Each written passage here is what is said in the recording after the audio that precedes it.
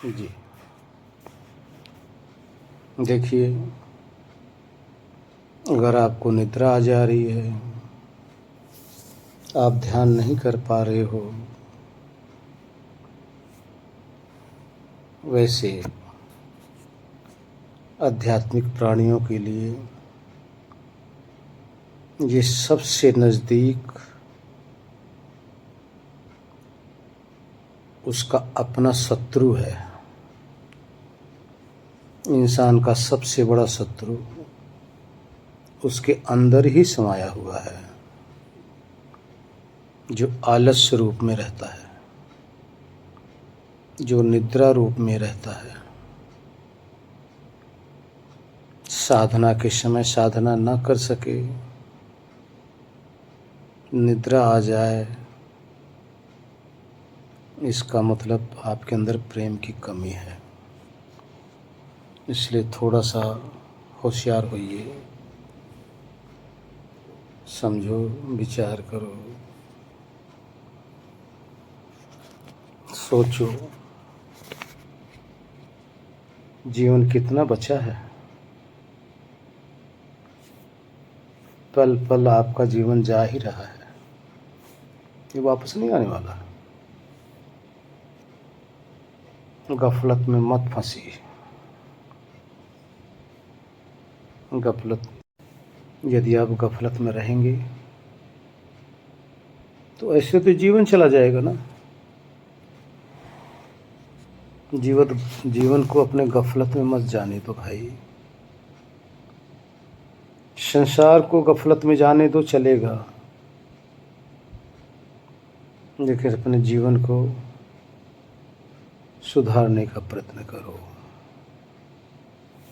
आपके लिए ही एक उपदेश है, इस उपदेश को ध्यान से सुनो। भजन रूप में आपके लिए उपदेश है। हकीकत तो सबके लिए है, लेकिन जो आलसी प्राणी हैं, जो लापरवाह हैं, जो अपने जीवन का महत्व नहीं समझ पा रहे हैं, जो संसार में तो बहुत सावधान हैं, कमाने खाने में तो बहुत मस्त हैं, वहाँ गफलत नहीं होती। लेकिन जहाँ नरक से छूटने की बात आती है, वहाँ गफलत आ जाती है, वहाँ लापरवाही आ जाती है, तो उचित नहीं। समझो, भजन रूप में आपके लिए, सबके लिए। जो शीस तली पर धर न सके, वह प्रेम गली में आए क्यों। जो शीस तली पर धर न सके, वह प्रेम गली में आए क्यों। वह प्रेम गली में आए क्यों। वो प्रेम गली में आए क्यों। जो शीस तली पर धर न सके, वह प्रेम गली में आए क्यों। संसार नहीं है रहने को, यहाँ कष्ट ही कष्ट है सहने को। संसार नहीं है रहने को, यहाँ कष्ट ही कष्ट है सहने को। जिसे प्रेम नगर में जाना है, वह जग में चित भरमाए क्यों। जिसे प्रेम नगर में जाना है, वह जग में चित भरमाए क्यों। जो शीस तली पर धर न सके, वो प्रेम गली में आए क्यों। तुझे काम क्रोध से बचना है, यह माया की सब रचना है। तुझे काम क्रोध से बचना है, यह माया की सब रचना है। जो मन विषयों से मोड़े नहीं, वह भक्ति का ढोंग रचाए क्यों। जो मन विषयों से मोड़े नहीं, वह भक्ति का ढोंग रचाए क्यों। जो शीश तली पर धर न सके, वह प्रेम गली में आए क्यों। अरे जो प्रेम नगर में रहते हैं, उन्हें बाबर बाबर कहते हैं। जो प्रेम नगर में रहते हैं, उन्हें बाबर बाबर कहते हैं। बाबर मतलब पागल। जो प्रेम नगर में रहते हैं, उन्हें बावर बावर कहते हैं। जो ताने जग के सह न सके, जो ताने जग के सह न सके, तो प्रीतम से नैन मिलाए क्यों। जो ताने जग के सह न सके, प्रीतम से नैन मिलाए क्यों।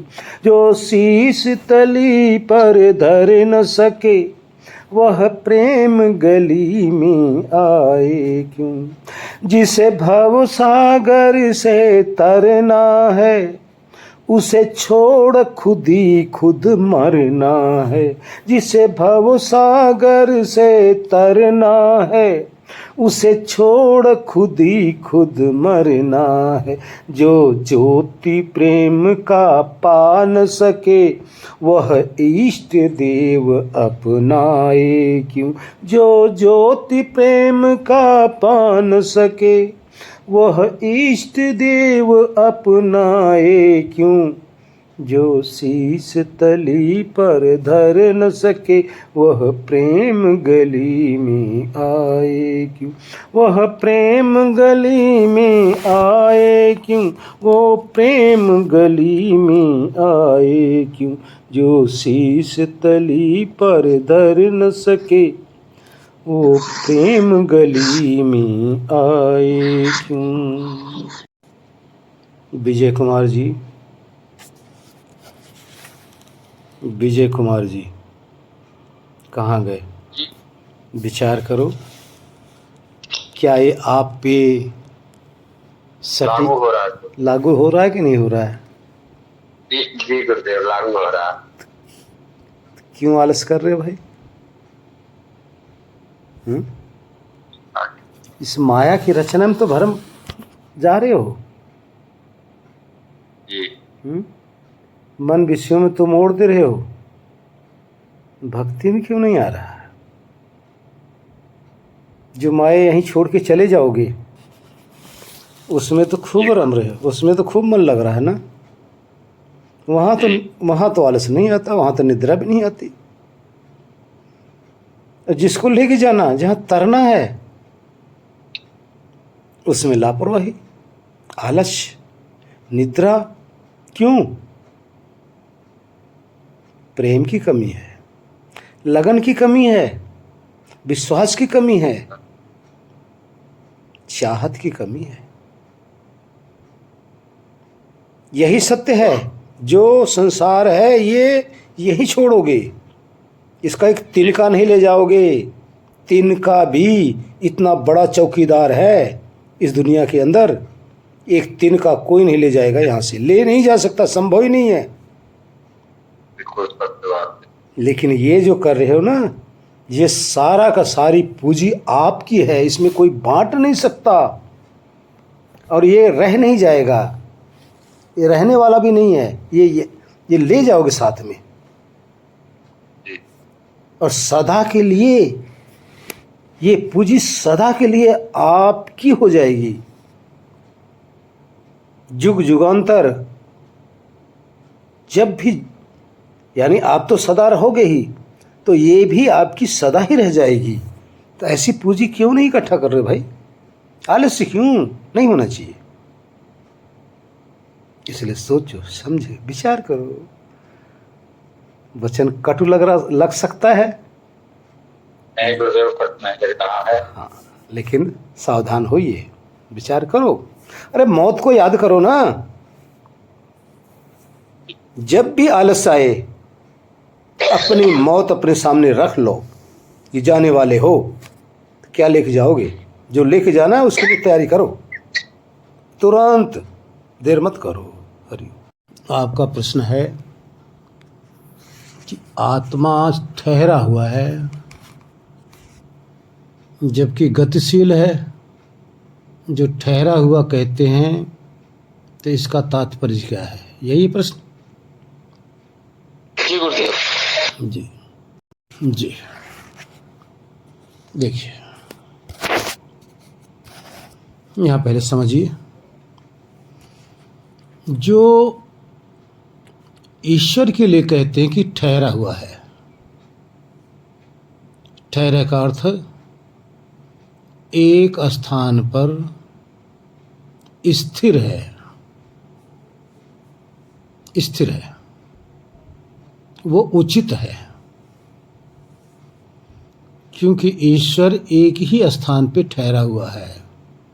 अब यहाँ ध्यान रखो, ईश्वर का कोई स्थान नहीं है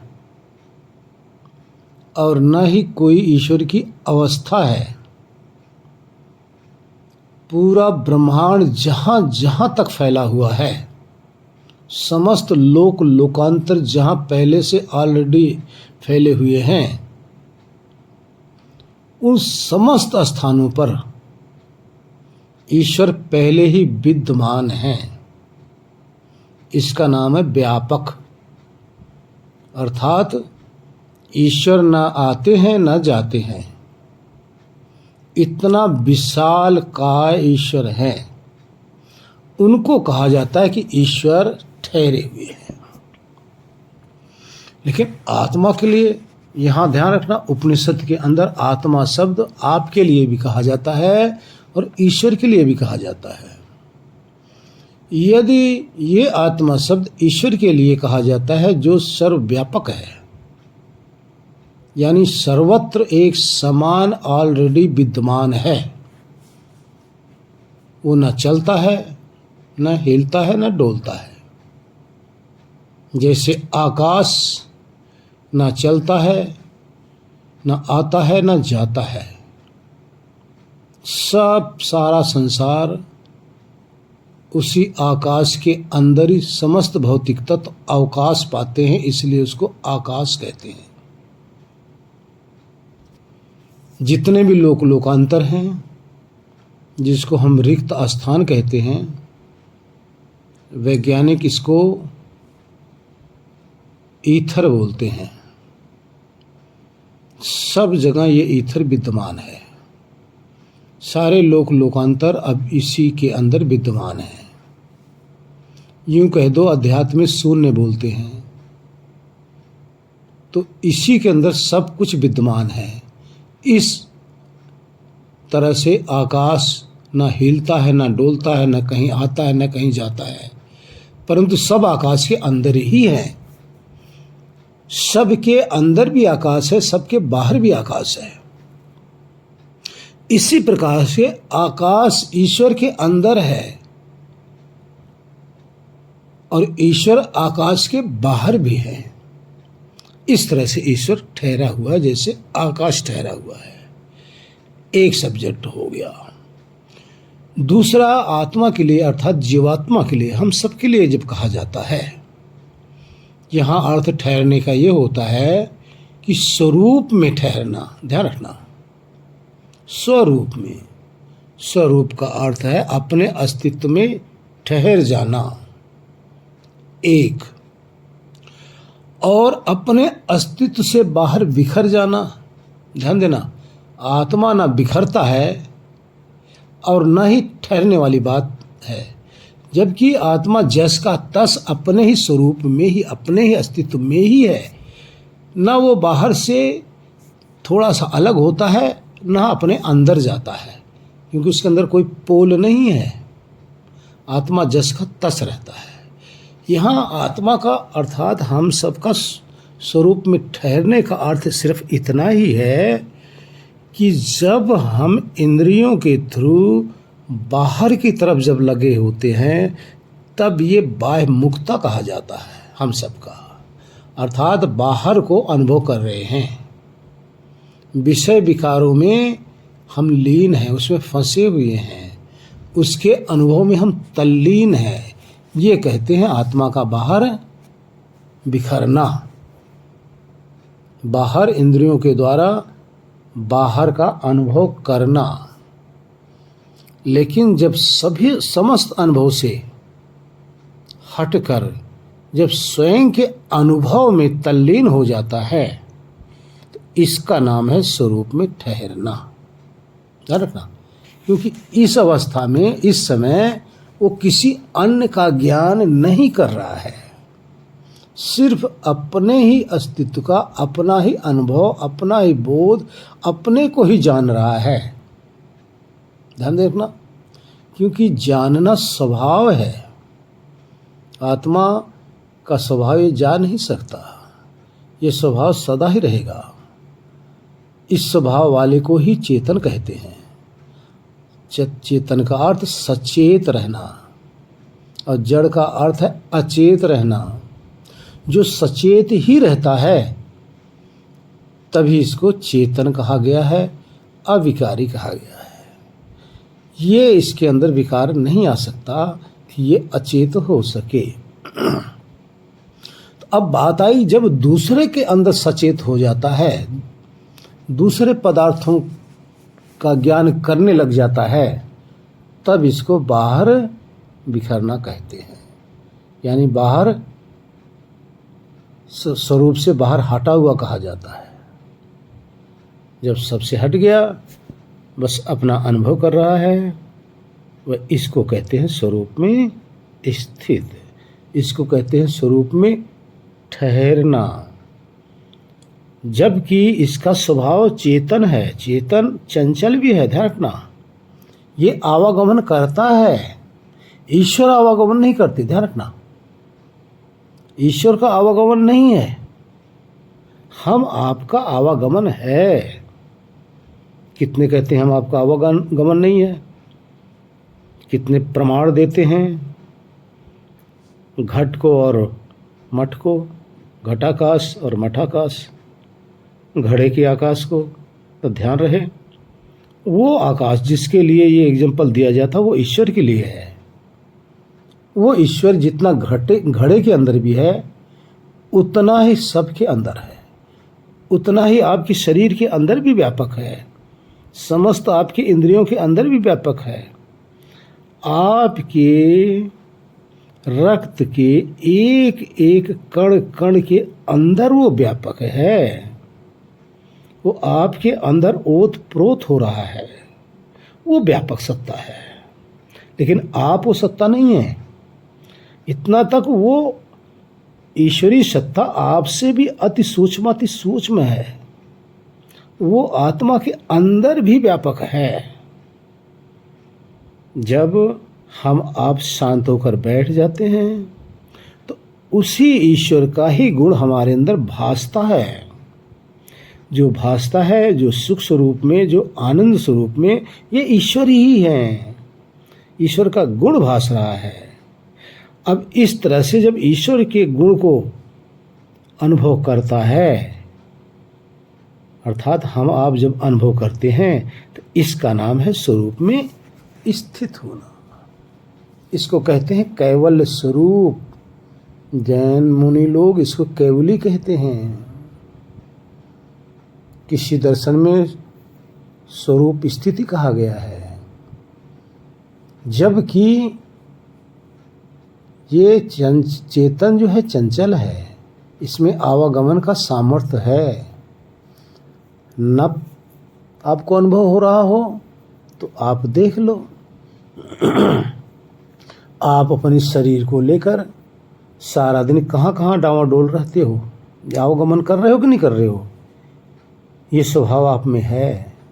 ये स्थिर स्वरूप अगर आप होते तो आप जिस स्थान पर ठहर गए वहाँ से हिल डोल ही नहीं सकते।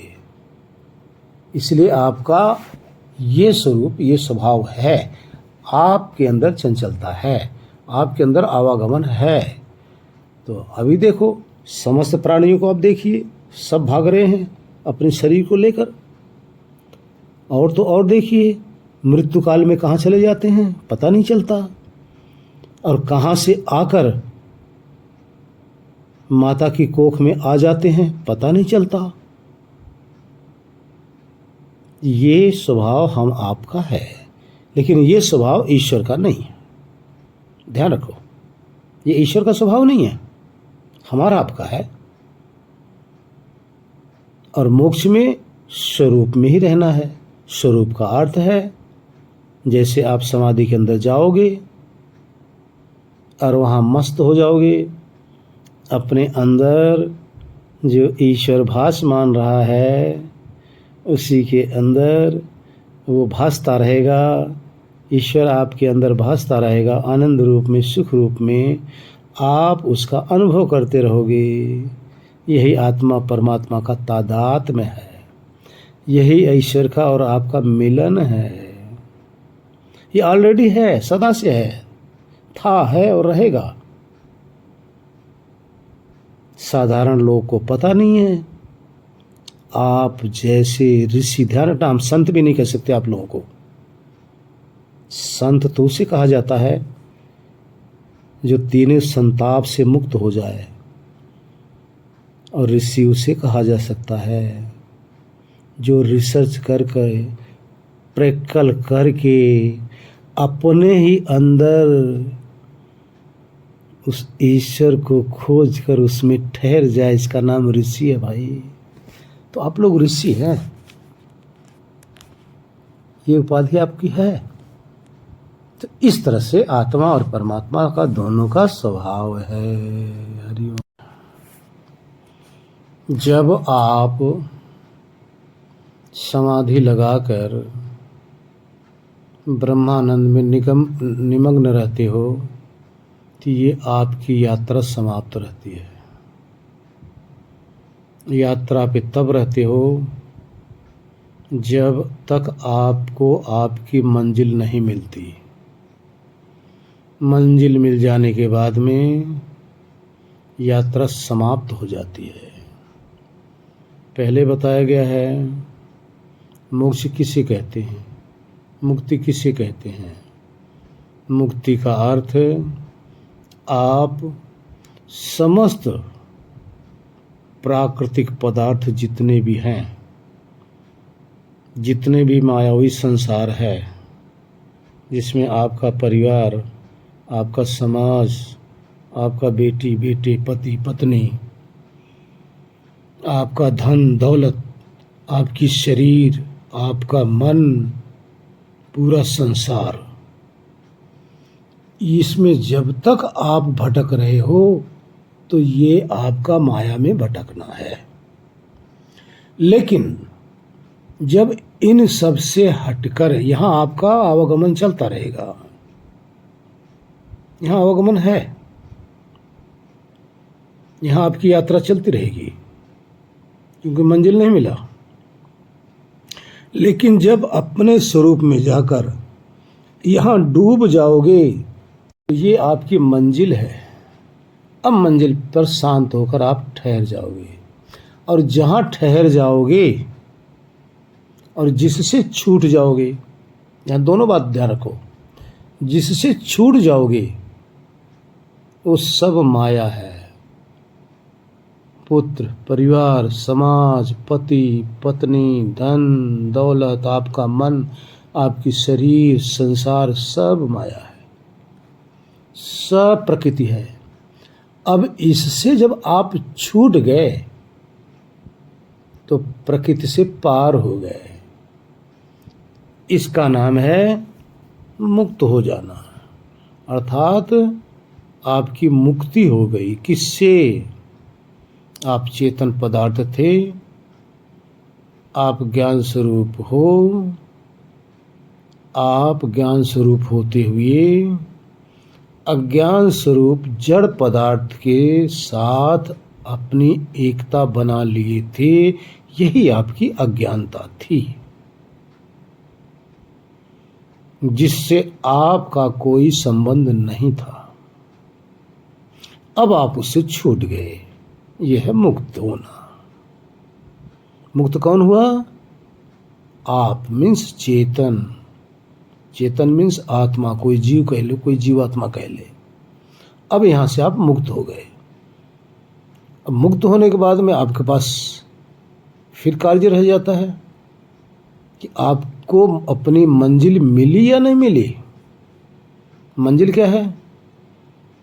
समस्त आत्माओं की एक ही मंजिल है। सब एक ही चीज चाहते हैं। सारे जगत में आप अनुभव कर लेना, इस सब जगह पूछ लेना कि कौन क्या चाहता है। आत्मा नाम की जो चीज है, जो वस्तु है, उसको एक ही तलाश है, दूसरी तलाश नहीं है। आपको भी यही तलाश है। तो क्या है? सुख की प्राप्ति हो जाए और दुख से निवृत्ति हो जाए। बस समस्त चेतन की एक ही तलाश है, दुख से निवृत्ति और असीम सुख की प्राप्ति।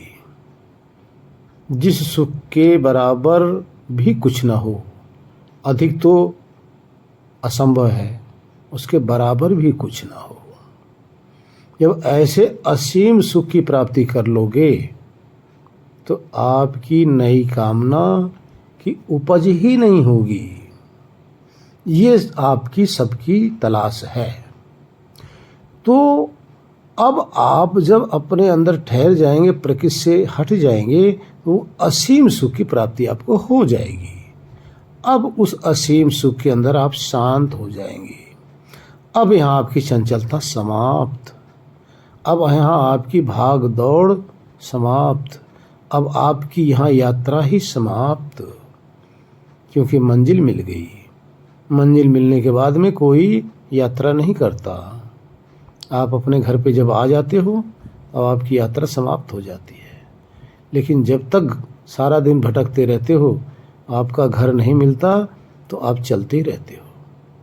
इसी तरह से आपका घर परमपिता परमात्मा है। जब उसके साथ एकाकार कर लेते हो, तो प्रकृति से छूट गए, ईश्वर के संग लग गए। ये आपकी मंजिल है, उसी में आनंद मग्न रहो। अब यहाँ आवागमन गमन समाप्त। अब यहाँ कहाँ रहोगे? ईश्वर में रहोगे, ईश्वर के संग रहोगे। अब ईश्वर और आप असंग हो गए। जब तक संग नहीं था, तब तक भाग रहे थे, भाग दौड़ आपकी थी। अब यहाँ असंग अर्थात ईश्वर के संग लगकर ईश्वर और आपका एकाकार हो गया। हरिओम। डॉक्टर साहब का प्रश्न है कि हमें कैसे कन्फर्म हो कि हम ब्रह्मानंद में डूबे हैं। इसकी पहचान है, जहाँ मन काम न कर रहा हो, मन हो ही ना, फिर भी मस्ती ही मस्ती हो। जहाँ कोई भी इंद्रियां हमारी ना हो,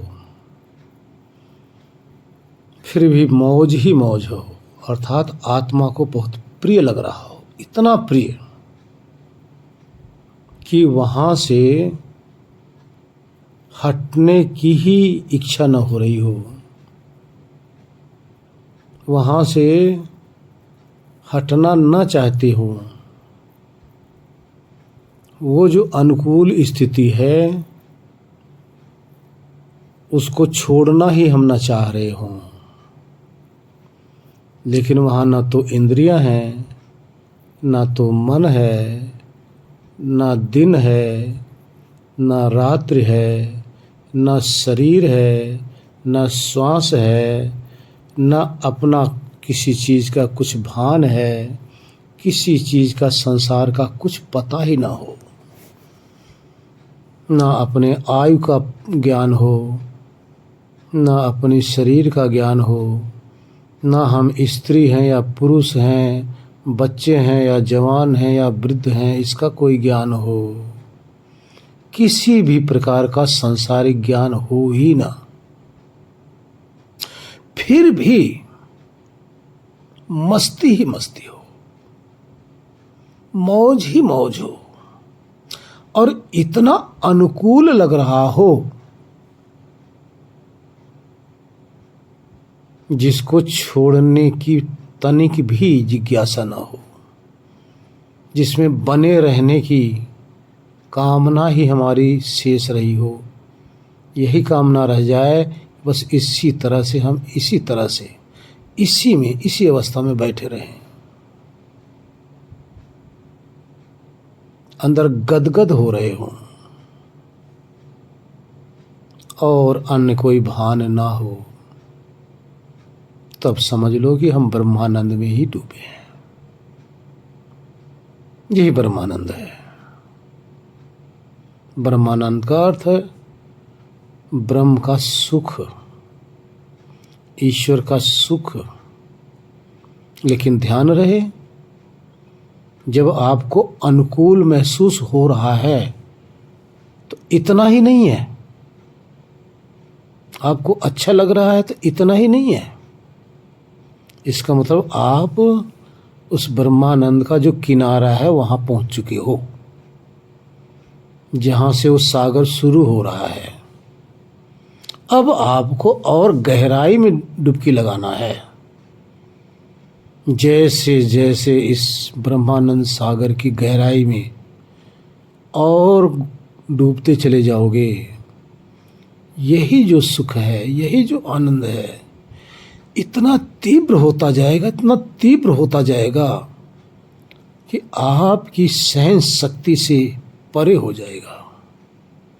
वहाँ जाकर जो अधिक और होगा तो वहाँ जाकर आपकी चीख निकलने लग जाएगी उस सुख के कारण से, उस अनुभूति के कारण से शरीर कांपने तक लग जाती है।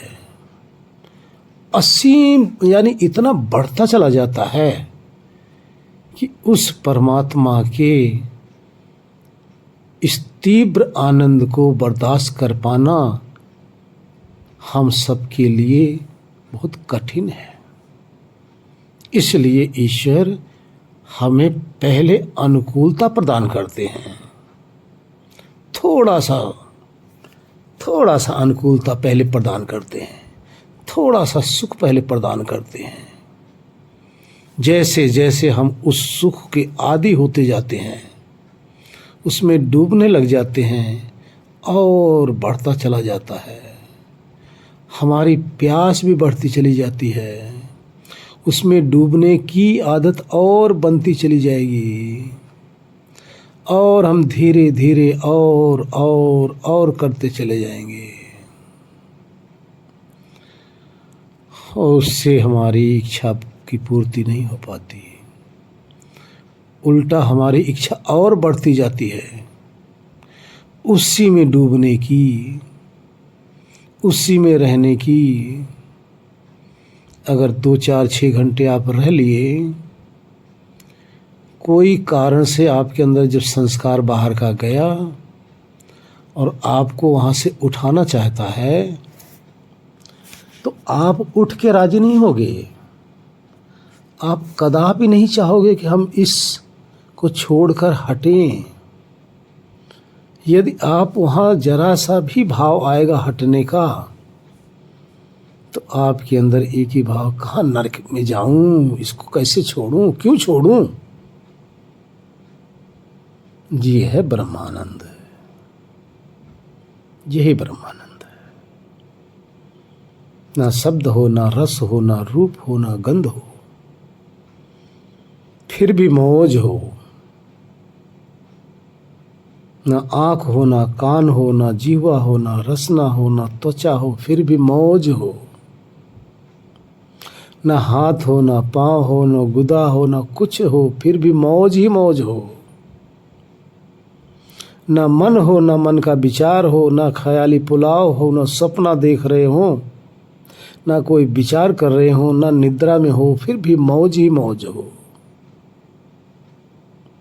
ना बुद्धि हो वहां निश्चय करने के लिए कि क्या हो रहा है, फिर भी मौज ही मौज हो, वही ब्रह्मानंद है।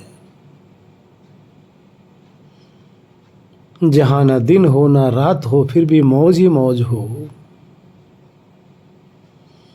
जहां न सूरज का प्रकाश जा सकता है, न चांद का, न तारों का, न आपके इस बल्ब का, लाइट का, न आपकी मोमबत्ती का, न टॉर्च का, किसी का भी प्रकाश वहां न जाता हो,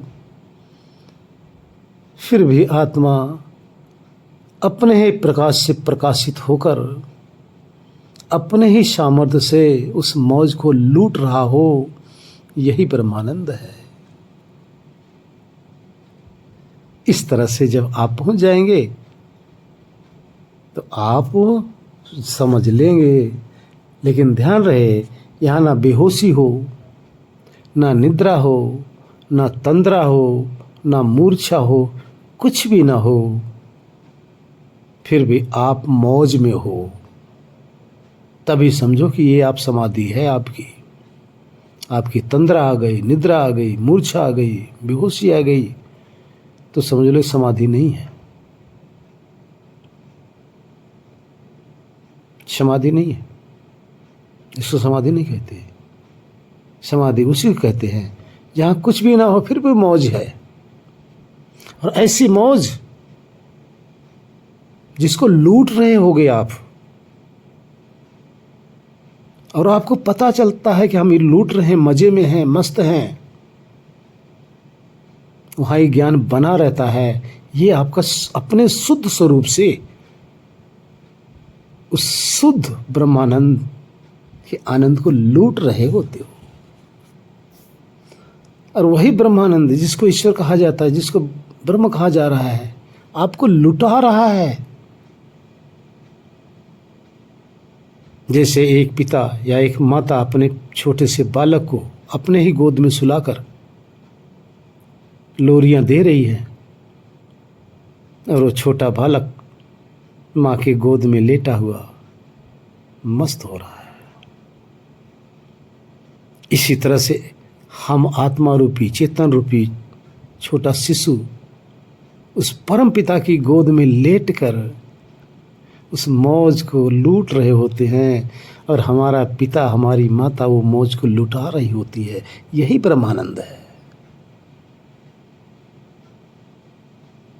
वहां पता चलता है भाई, उठने के बाद में और पता चलता है, बशर्ते कि मायावी दृष्टि आपकी ना आने पाए, मायावी बुद्धि यहां न लगाओ।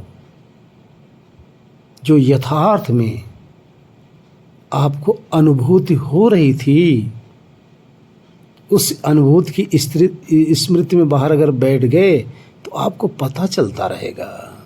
वही ब्रह्मानंद, वही ईश्वर है, यही मोक्ष है भाई। मोक्ष का मौज लो, रोज लो। अरे नहीं मिलती है तो अपने अंदर खोज लो। मिला मिलाया है, लेकिन अपने अंदर खोजना पड़ेगा। जो मौज आपके अंदर है, उपस्थित है, यही ब्रह्मानंद है। इसी तरह से पता चलेगा। जिस समय इसमें आप जाते हैं तो वहां से मेधा बुद्धि प्रकट होती है, रितंबरा बुद्धि प्रकट होती है। ये बुद्धि आपको वहां बताती है, ये आपका सहयोगी बन जाती है।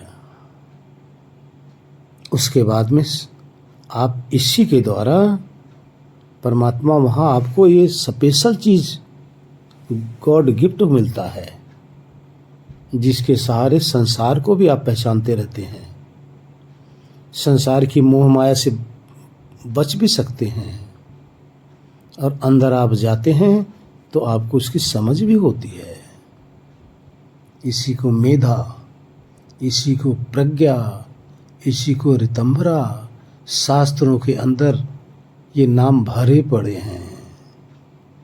लेकिन अंदर ही ये स्पेशल ईश्वर अपने भक्त को ही ये प्रदान करते हैं। इस बुद्धि के सहारे फिर वो भक्त भ्रमित नहीं होता, पथभ्रष्ट नहीं होता, योग पथभ्रष्ट नहीं होता। इसके सहारे उसका योग चलता रहता है। उसका जीवन चक्र संसार का जो है वो खत्म हो जाता है। हरि ओम। भजन सुनो।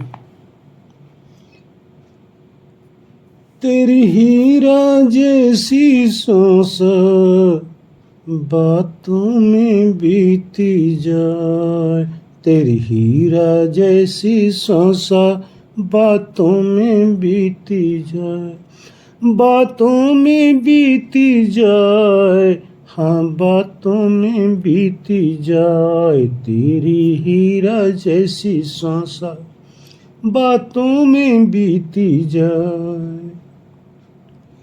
गंगा जमुना खूब नहाया गया न मन का मैल, घर धंधों में लगा हुआ है ज्यों कोल्हू का बैल।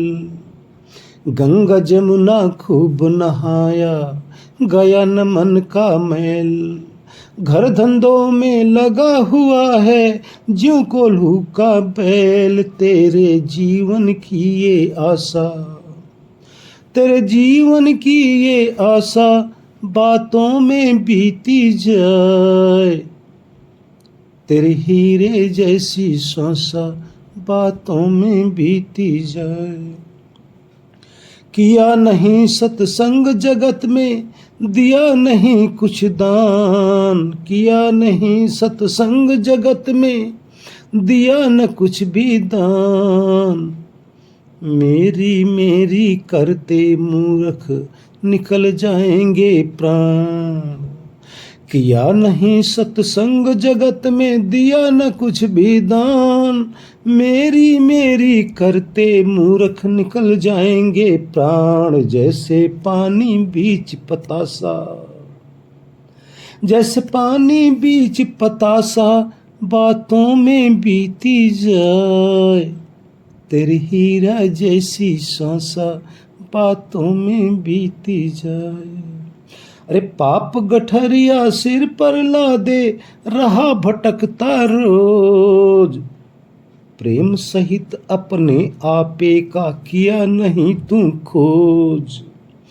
पाप गठरिया सिर पर ला दे, रहा भटकता रोज, प्रेम सहित अपने आपे का किया नहीं तू खोज।